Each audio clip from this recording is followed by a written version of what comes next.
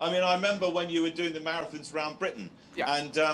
and you had Alfie, our mutual friend Alfie, Yes.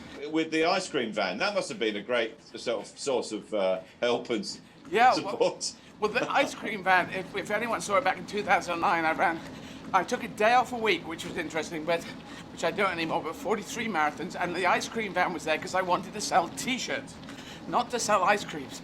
But the ice cream van makers, they said, would you like to borrow this one? Thank you very much. And we'll Yeah. put some ice cream in it as well.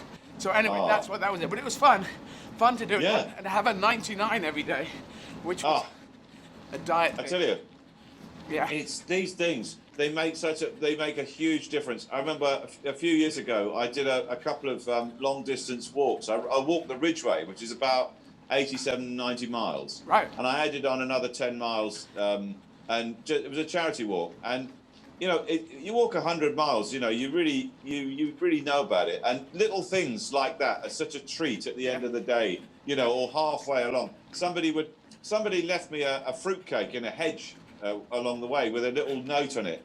Dear Bill, I hope you enjoyed the fruitcake. And it was in a freezer bag under a hedge, and I was delighted with it. No one else would eat it. Everyone was going, no, I don't eat cake out of a hedge. What are you doing? Are you crazy? And I was like, come on, this is manna. This is free cake. I'm not going to turn this down. And everyone's going, yeah, you don't know where it's been. And I was like, don't be so cynical.